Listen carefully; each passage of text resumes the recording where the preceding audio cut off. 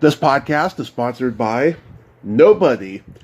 Hey dudes, welcome to Splat from the Past, the only 80s themed horror and sci-fi show where things can get totally radical.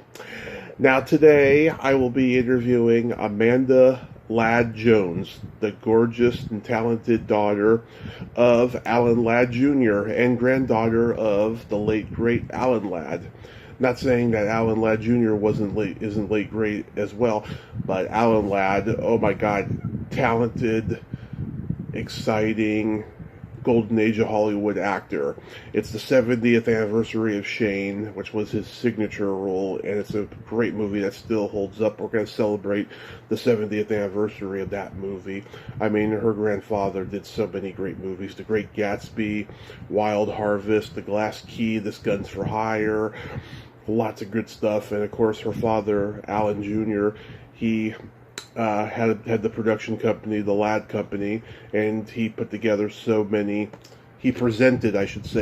great movies such as Blade Runner, Police Academy, Night Shift, Body Heat, the Brady Bunch movies, so many great movies from my childhood, and we're going to talk about all that stuff today. Amanda, she did accounting on movies. She was like the payroll accountant, and we're going to talk about all that stuff today. And I've been saying this way too often, rest in peace, Harry Belafonte, a legend of music and film, a talented man. My heart goes out to Sherry. He blazed a trail. Ever since I was a kid and I saw the Deo video, the Beetlejuice version of Deo that was in the movie when I was 5 on MTV, I have always been a fan of Harry Belafonte, going back 35 years for me. Rest in peace, a legendary trailblazer. So yeah, here is my interview with Amanda Ladd Jones. Hey Amanda, welcome to the show. How are you today? I'm good, thanks. How are you? I am just spectacular. This is such a great honor. Thank you so much for taking the time today. Of course. Thank you for having me. My pleasure. So, going back in time, being the granddaughter of Alan Ladd and the daughter of Alan Ladd Jr., I'm sure growing up you didn't realize just how prominent and legendary your family really was, like most showbiz kids do. Yeah, I definitely did not realize. I definitely did not. Because your family's just your family. So, I mean, I obviously knew what they did, but you don't really. I still, in some ways, don't, because my dad particularly, I didn't know my grandfather, but my dad, will always be my dad first, so, yeah. Yeah. Yeah, was it a normal childhood in terms of going to school and coming home and seeing your dad? I mean, I wouldn't say that necessarily, but, comparatively speaking, yes, I would say if you're going to compare it to other, families like ours, definitely mine was certainly normal. But my dad worked a lot. I didn't see a lot of my dad. He traveled a lot. He worked a lot. So in that way, it wasn't like, I don't think that was as common, Yeah. Did he educate you and your sisters on your grandfather's work and legacy when you were growing up? It's funny you should ask, actually, because I was just thinking about this earlier, thinking that one and only time, I can't speak for my sisters, but I know for me, the one and only time he made me watch one of my grandfather's movies was Shane. Yeah. And I was probably about 12 or so, and not really interested, to be honest, in like a Western, just wasn't really my thing. Anyway, but it was so funny because it was somewhat out of character for him. He really didn't do that. He kind of like his job was his job and he loved it so much. And we were involved in it in some ways because, he was always working. So when we traveled with him, sometimes, there was always some sort of intersection with work, and things like that. And he, worked a lot even when he was at home, but, he never forced it on any of us that definitely not me, and I don't think my sisters either. But the one time he did kind of force me to do something was to watch Shane. And and he wouldn't let me go to my friend's house, I remember, until I finished watching it. I was like, oh my God, get me out of here. Yeah. Yeah, wow. So that was the first one, and then you just saw a lot of his other movies afterwards? My grandfather's, I am embarrassed to say I have not seen all that many of them. My cousin, my cousin Jordan, I can say for sure, has seen loads of them, but I have not seen that many of them. I'm ashamed to admit, but This Gun for Hire is probably one of my favorites. That's one of my favorites too. Yeah, that's such a great film. Yeah, it's amazing because your grandfather was probably the first leading man in Hollywood that wasn't over 5'6", and he was exactly 5'6". He wasn't a shrimp, but he was a little guy at a time when most guys that were playing leads in movies were like 5'11", 6 foot, 6'1", you know. Yeah, I know. I mean, that's kind of the thing I would hear about him the most, the sort of like folklore around him in a way was the height thing and apple crates and all this stuff, about him. Yeah. But I mean, I'm only 5'2", so everybody's tall to me. Oh yeah, I'm 6'3". Oh wow, yeah. So yeah, yeah. It's funny because my husband's like 6'1". He'll ask me, "Was that person tall?" I'm like, I don't know. Everybody's tall to me, so yeah, I guess. But yeah. But no, as far as my grandfather, back to him, I actually preferred the noir version. I liked him as that guy. I mean, Shane was great, but I definitely I liked the earlier films. Oh, they are fantastic. Like The Glass Key. Yeah. And Wild Harvest. Yes. Yeah. There's some real good ones there. And he was a contract player at Paramount. Do you know if that was during the Sam Goldwyn or Barney Balabin era? I don't, to be honest. I don't. I'm afraid I'm not the best with that film history. I was like... It's okay. Yeah, he spent like a decade doing small parts in so many movies, and one of the last tiny parts he did before becoming a leading man was he was a pipe-smoking reporter in Citizen Kane. Oh my gosh, are you kidding? I mean, I guess, how do I not know that? Because I've seen Citizen Kane a few times, not for a while, but I guess I must have known that at some point. Of course, I remember his cameo in Dead Men Don't Wear Plaid. Oh, yeah. Which... Yeah. Yeah. It was a non-speaking part in Citizen Kane, but yeah, that was like probably one of the last ones he did before he started doing bigger parts. Oh, that's so interesting. Oh my gosh, I'm going to have to go watch it now. I can't believe I have, no recollection of that. That's funny. Yeah, he's in what's been called, the greatest movie ever made. That's extraordinary. Yeah, exactly, which I've seen. I have seen it because film classes, and I have seen it a couple of times, funny enough, but I don't know. I don't know what I was doing during that part. Twice. Yeah. But yeah, this Gun for Hire that was like the probably the first one that kind of catapulted him, right? Yes, and that's and so I had kind of heard about, a lot of people mentioned that one, and so that was one of the first ones when I went and watched his films on my own. That was one of the first ones I watched. And then when I made the documentary about my dad, I watched a couple more of them. Mm-hmm. So, that I became more familiar with it recently. Yeah, and I thought also, too, I think that was like the last movie Robert Preston made before he went off to war. Oh, wow. Interesting. Yeah. Gosh. Or one of them, at least. Yeah. It's crazy how everyone was under all these contracts for the studios in those days, and now it's like no one's really under a contract, and if they are, it's like a certain amount of movies. But back then it was like a 7-year contract.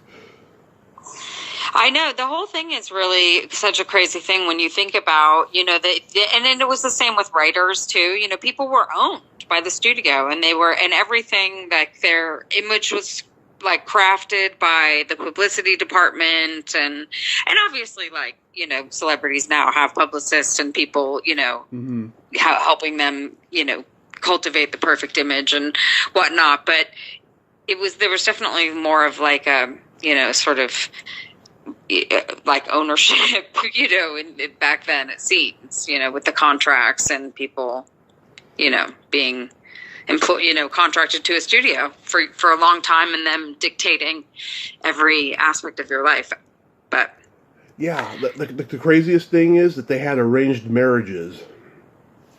Yeah, I mean, it's all, yeah, it's crazy. I happened upon an article just yesterday about Judy Garland when she was under contract when she was 14. It's kind of an insane thing to think about, and a lot of, so I know times they change for the better, I think, in that capacity, perhaps. That's definitely one of the things for the better, I have to say. Yeah, I would say that ranks pretty high up there. Yeah, it's like they were, they were coming off of, the Victorian era, and that's like, something very Victorian that they wanted to keep going for a while, it seems.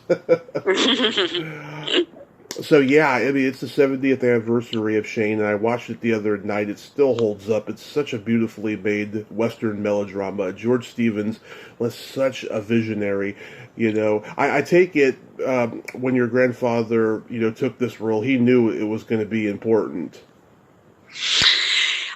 I assume so. I don't. I mean, it was much later in his career. So I mean, I don't. I don't really know. I don't know all that much about him because he died quite a while before I was born, and so, and my dad. His parents were divorced, and he spent time between both houses, and I think he, wasn't maybe as close to his dad as he would have liked to have been, perhaps, so I didn't really grow up with my dad, telling me stories of his childhood or his, I mean, things would come up more like, it wasn't like he never spoke with him or anything like that. It wasn't that way, but it wasn't, this time me and my dad and, that kind of sort of him reminiscing about his days with his, his father. They just didn't really have that. So it was, that was something I tried to explore in the documentary, which my dad thought was really open about it, which I was really impressed with, actually, because he was a very private man. Yeah. So was your dad on set of the movie? I'm sure. It's the funny thing because, going through the photos and gathering all those photos, I saw that my dad was with his dad quite a bit, I mean, but my dad, they're publicity photos, a lot of them, or stills from the films. So, he obviously, he was there with him while his dad was working, but he seemed to be there quite a bit. So that was actually an interesting thing for me to see. And I thought that was quite sweet, actually, him and his siblings and, them as a family. Yeah, on like Hollywood, like on a red carpet or on a, film set. Yeah. Kind of, and an iconic film set.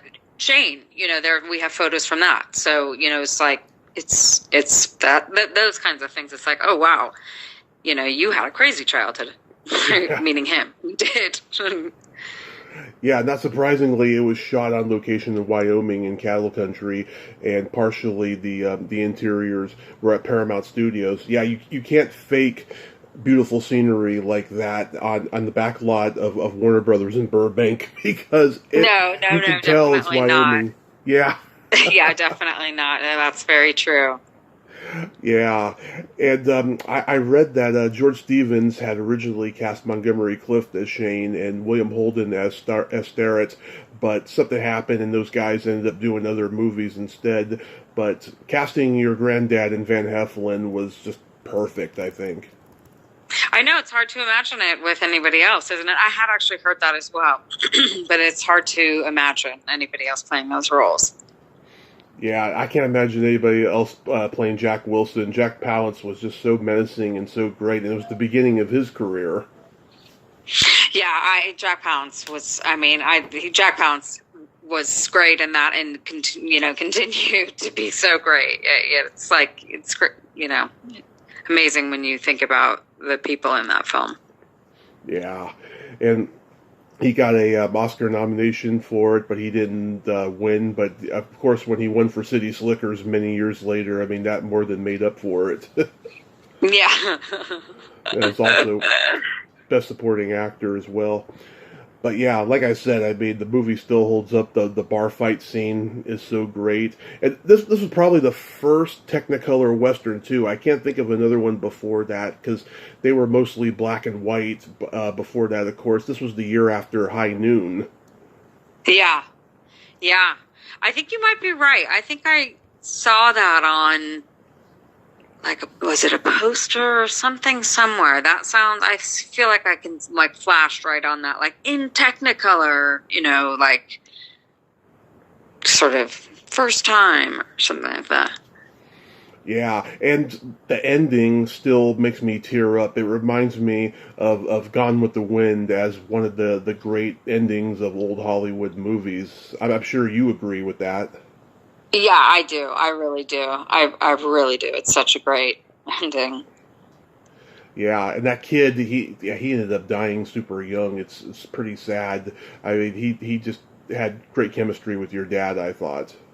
I mean, your granddad. Yeah, he sure did. I mean, that was the whole thing. I mean, that you just felt like that's what made it so poignant, as you really felt that relationship, and that, their chemistry was so obvious. Yeah, I mean, I didn't know that he had died young, that kid. That's a shame. Yeah, it's like sometime in the 70s or something like that. I'm guessing.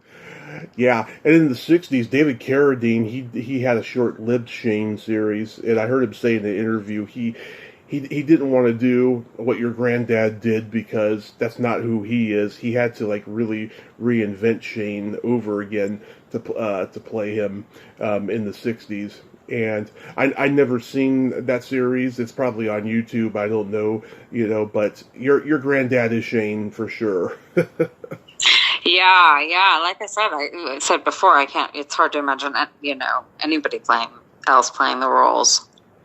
Yeah, Cliff Robertson played Shame on Batman in the late 60s, which was so funny. That was the first time I had actually had Shane on my radar, was from Batman, and then I saw the movie a few years later. Oh, wow, that's so funny. Yeah, I was like 5 or 6 years old. I used to see Batman marathons on TV all the time when I was a kid. I loved Batman when I was a kid. I watched a lot of Batman. I got to interview Burt Ward a few years ago, and he's... Oh, my... Yeah, he's in his 70s. He still talks like he did when he was 20. Oh my gosh, that's so great. That must have been a great interview. It was, sadly, I had another interview at the top of the next hour, and if that interview hadn't been rescheduled, I would have talked to him at least for another half hour. He was great. I enjoyed talking to him. Oh, that's nice. That's nice to hear. Yeah. What was your granddad's death expected, given what happened? I don't know necessarily. I think it took everybody probably by surprise, but I think, he was struggling, and people, his family members, I think people, knew he was not doing well, I mean, that, as I have very little reference, because again, I didn't really, my dad didn't really talk about it growing up, but my dad and my uncle both talk about it in my documentary, so I don't feel like I'm betraying them by saying anything, because they said it themselves on camera. But right. that he was depressed and not in a good place around that time in his career, his life, and his and that probably contributed. Yeah. Did your granddad have a lot of other movie star friends in Hollywood that he hung out with? Do you know? Yes, he did. Because my dad, would mention stories of, this person and that, person being around. And I think Bing Crosby lived down the block, and they, I think So I know that. I mean, I believe like my grandfather's life was just Hollywood, like all the time. I mean, they're like, because that's what it was like then. Really, like it seems to me, they were, photographed. I mean, it's like, I guess it's the same as it is now. Photographed all the time, and but as we were discussing earlier in the call, it was like even more, they were curated. I mean, I guess again, this is all so crazy because this is exactly what it's like now with Instagram and things, but different. I guess it's like, here we are discussing, sort of what the 1940s version of this thing that still, I guess, does exist. The only thing that doesn't, I suppose, is the contracts.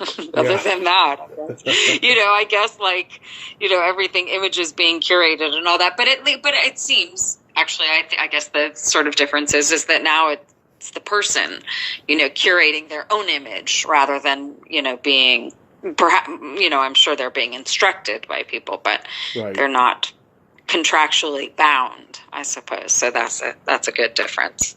Right. At Crosby, he was under contract at Paramount too. There were some good people under a contract at Paramount in those days. There was Fred McMurray and Barbara Stanwyck and Lou Ayres and William Holden, and I think Gloria Swanson. She was under contract too. Yeah, there's a lot of good people over there. Yeah, I mean, it definitely, you can tell who was where by the films, when you watch them, and people are in certain, with certain studios and certain films and together, often appearing together over and over again. Right, and I think your granddad was considered to be the first true star of Paramount, because I think it took Paramount a lot of years to get over that B-movie hump, that started in the silent era. And then when it started becoming big, I think your granddad was the first one to be huge from it. Right. Oh, that's interesting. Yeah.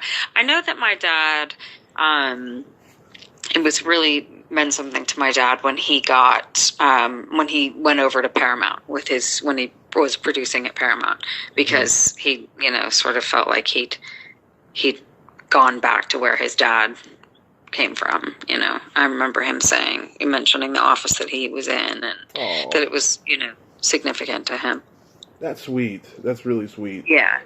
Yeah. Now, your dad was Robert Redford's best friend in high school and his manager at first, right?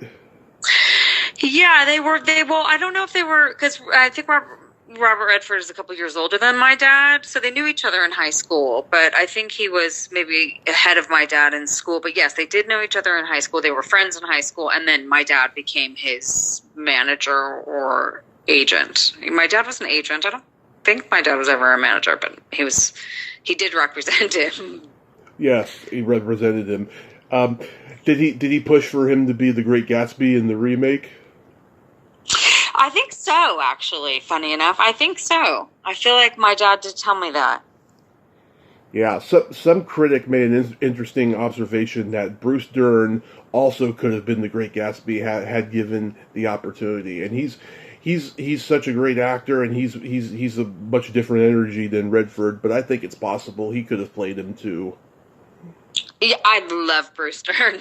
So, yeah, I definitely could see that. I do, like I said, it would be a totally different way, but I could, I think Bruce Dern is great. Yeah, he's still going too. He's like 87 or something, and he's still. It's amazing. Going. Yeah, that guy. He does so many movies a year, and he still gets nominated for an Academy Award every so often, and he still hasn't won yet. I hope he wins, before he passes. Yeah, that would be nice, wouldn't it? But your dad produced or had his Ladd Company production name on many movies from my childhood, like Blade Runner, Police Academy, Night Shift, Body Heat, the Brady Bunch movies, which I thought was bizarre that he had his name on the Brady Bunch movies. But, yeah, I love all those movies. So, did you, grow up going to see screenings of those movies? Yes. Yes, I did. I did. And that was, because I traveled with my dad. Again, as I said before, like, all things considered, what my dad did, he was, a studio head for most of my childhood. He actually was a studio head, and, because he was head of Fox, but then he was a producer with the Ladd Company, but he was also running the Ladd Company, and it had its own distribution, and it was sort of a pretty, like, kind of almost like its own little independent little studio, under the Warner Brothers label, and so it's now that I'm an adult and I realize just how demanding those jobs are, I'm kind of amazed at how available and how present he was in my life. But yeah, that was one of the ways that he did that, was that he brought us along. So we, when we would go away for weekends, to Cleveland and watch, I remember going to New Jersey and like the tri-state area and seeing Running Scared when he was, head of MGM. I think I must have seen it 9 times in 3, in like 4 days. But, but it was always interesting, then they would all get together afterwards and they'd have the feedback from the audience, which was really, so I realized, how lucky I was to have been able to be in those rooms and, at such a young age. And I was, sitting in the corner, keeping my mouth shut, of course. Like, it was not like I was participating, but, it was really cool. So yeah, I did grow up. I visited movie sets a few times, but my dad, when we traveled, it was more with him and went to stuff with him. It was more, screenings and things like that. Like, I went with my dad to the Venice Film Festival where when Blade Runner was there. So like, I mean, I was young at that point, so I wasn't, in the theater. I was maybe 9 or 10, I think, or 8, 10, I think. Yeah. But so, that's pretty cool. Yeah. Yeah, I also forgot to mention he did The Right Stuff. That movie was shot in my hometown, San Francisco. I love that movie. Oh, that's great. Oh, okay, so you're from San Francisco. Okay, yeah. I think you and I are probably similar in age. So I grew up with, like, my dad's movies and his stuff. So, I know those things well. And funny enough, going back to the Brady Bunch, mm-hmm. I was in college when he was producing that, and he told me, we're going to, guess what? We're going to make the Brady Bunch. I was like, are you joking? Are you kidding me? Because I, of course, hadn't read it and had no idea how they would do it, which I actually think they did it really so well and made it super funny. But I was like, oh my God, Dad, that is so embarrassing. I can't believe you're going to do that. But he, he knew what he was doing. And I think it was actually funny. Oh, yeah. Especially the first one. The second one. The first one, yeah. The first one, I think, is really, really funny.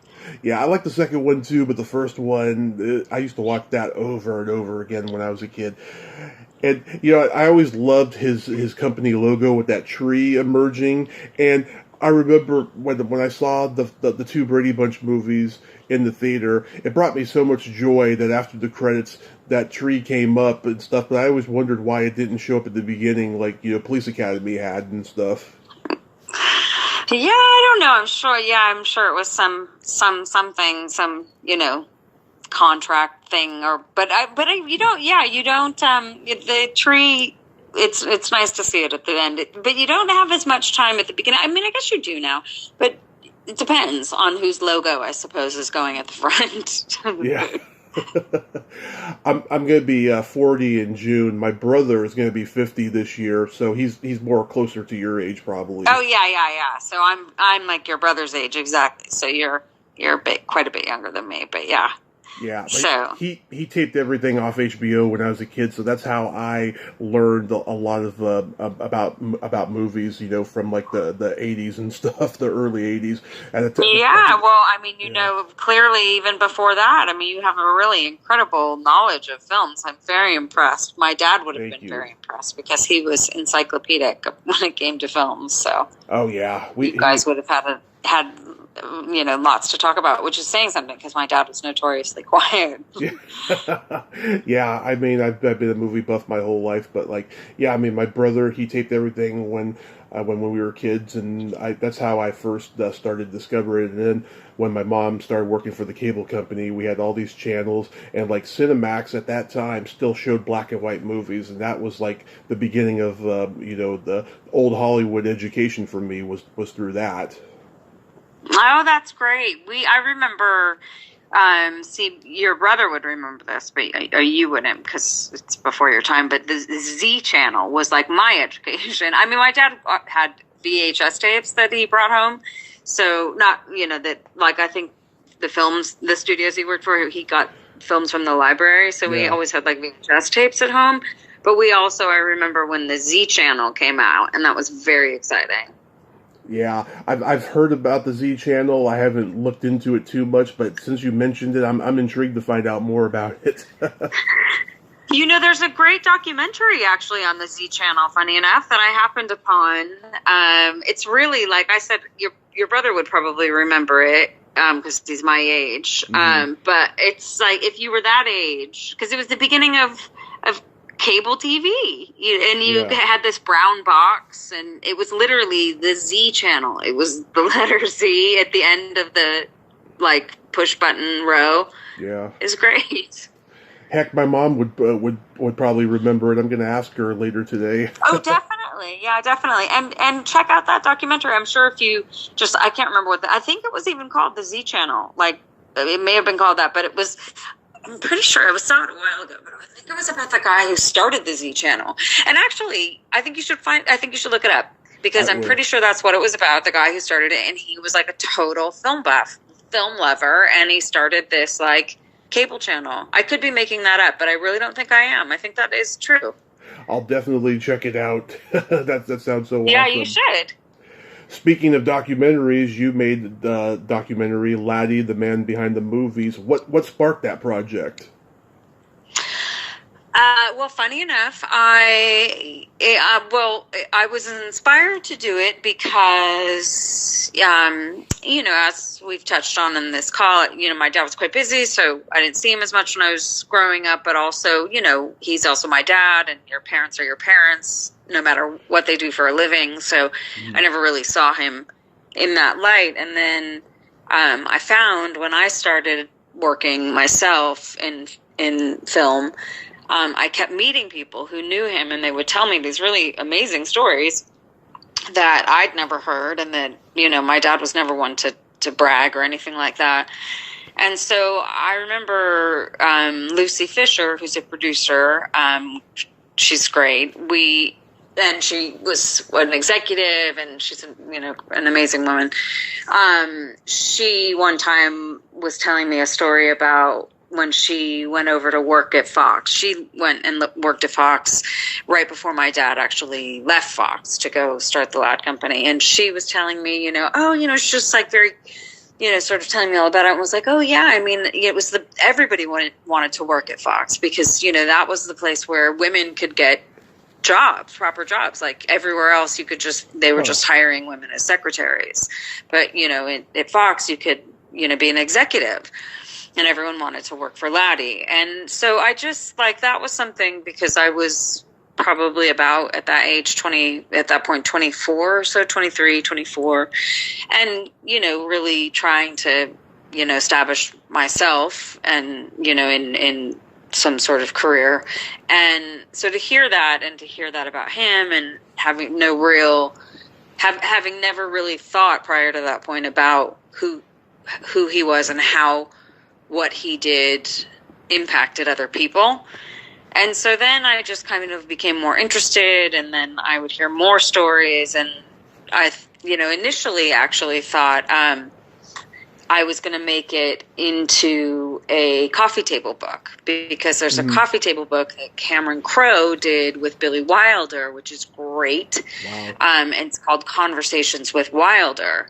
And so I thought how cool it would be to get together with some of the people who had told me these great stories. Like when Dick Donner told me the story about, the end of The Omen, and that was totally my dad's idea, to have the kid live, and I mean, that's incredible. That's the scariest part of the whole movie, is that the kid lives, and that it wasn't initially that way, and it wasn't shot that way, and it was my dad's suggestion that made, Dick change it.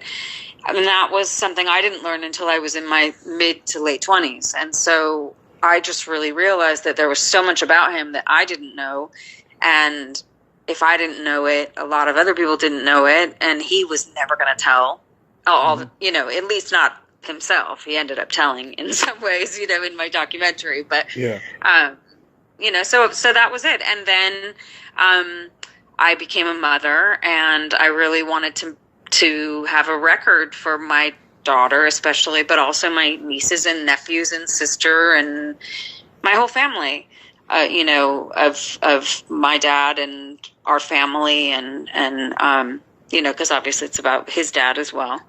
I'm really, really proud of it, to be honest. I'm so glad I did it because it gave me an opportunity to learn about my dad and to really have something to bond with him over. And it gave us something to share for the last, kind of 10, 15 years of his life. So I'm really grateful for that. Yeah, you had everyone from Ron Howard to Mel Gibson to Morgan Freeman to Mel Brooks in it. I mean, that's amazing. Yeah, everybody was really generous. No one, everybody just said right away, absolutely, and these are super busy people, and they made time, and they were really kind and generous with their time and resources even, I remember when we interviewed Ridley Scott, I was like trying to find somewhere to do the interview, and I was, I made the movie for no money. It was basically funded through like a Kickstarter campaign and lots of credit card debt and little bits, it took me a long time to do it. But, anyway, so Ridley Scott was in town doing press for Prometheus, and we, tried to, said, could we interview him? And they were really kind and said, absolutely they would. And we were trying to figure out the schedule, and I was trying to figure out where I could do it, because I'm not going to be like, hey, come to my house, or something like that, So, and then anyway, they were like, well, listen, we're doing the press junket for Prometheus at the Four Seasons. So why don't we just do it here? And do you guys need anything? Do you need cameras or lights? Or it was like, we didn't, but it was like, oh my gosh, no, but thanks. So, and that's completely testament to my dad. It's not. Yeah. What made you get into payroll accounting? Well, I didn't really get into. I mean, I just got into I just got into the accounts department, the accounting just as when I was 22, just out of college, just as a side gig, it's not as a side gig, it's a job. Yeah. But I always wanted to, make films and write screenplays, and which I've sold a screenplay, and I've had a couple of things over the years in development. And then I made the documentary, and I'm currently actually, have a television series that I'm developing, an original series, but with a book that I optioned with my producing partner from the documentary. So I've always kind of been in, had creative pursuits have sort of been my number one passion and thing. And then I've also done accounting to pay the bills, keep the lights on. So, yeah, but it's funny because the main reason I did it, got into it, and then it turned out I was good at it. And so then I stuck with it, but is because I could work freelance. Mm-hmm. So that was I appreciated that I could work for several months on a film and then take a couple months off and do my thing. And then I would come back and forth. So. And the first one you did for was The Associate with Whoopi Goldberg. Yeah, that was. That was my first accounting job. Yeah, mm-hmm. And my accounting mentor, Andy Isaacs, was. I learned actually a lot from her.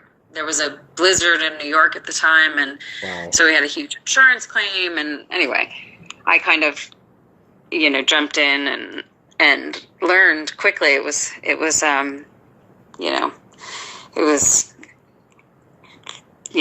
interesting. But it turned out it was never anything. I was actually like in remedial math class in school. So it was sort of the joke in my family that I ended up going into accounting because I was never a math person. But Yeah.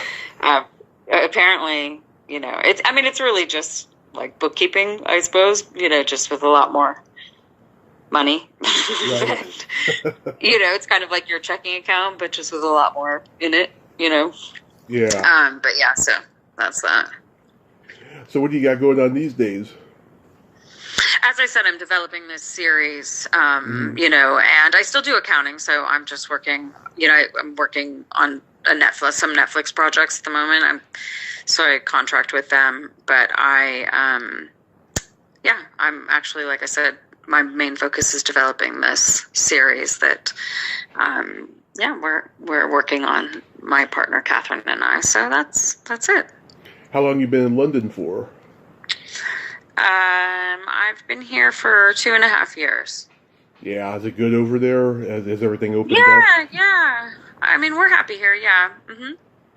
Yeah, because I heard it was just as crazy over there as it was the rest of the world, with COVID going on and stuff. Oh yeah, there's absolutely no. I think nowhere was unaffected. So yeah, there was definitely crazy, and numbers were high, and there was a lot, and then there was lockdowns and all that stuff. But things, it seems the same in California, are kind of back to how they were. Yeah, that's good that things have gotten better over there. And Day Young is your aunt through marriage? Yeah, she was married to my Uncle David, yeah. Yeah, she's been on the show. I had such a crush on her growing up. Yeah, she's great. I love Day. Yeah, she was married to my uncle for, most of my childhood, so I know Day very, very well. Yeah, but she's like one of the guys, just a lot of fun, and I hope to get her sister on this year for the 50th anniversary of Soylent Green, so fingers crossed on that. Oh, yeah, good luck. Thank you. I'll keep my fingers crossed. Amanda, you are so great. Thank you so much for coming on and having this great conversation about your family. Yeah, no problem. Thank you so much for having me. Take care. My pleasure. You do as well. Be safe out there and keep rocking those projects. And I'll check out that Z Channel documentary. Oh, yeah, definitely. I think you'll really enjoy it. I do. Thank you so much. All right. Have a good night. You too. Take care. Thanks. Bye-bye. Thank you. Bye-bye. Well, there you have it. Amanda Ladd Jones. Ain't she a sweetheart? What a great lady, huh? That was a great conversation. I'm so glad that we had it. She takes a lot of pride in her family tree, and I'm so glad we got to talk. Well, until next time, this is Tommy Throwback Kovac saying there's no shame in living in the past because the present sucks. Later, dudes.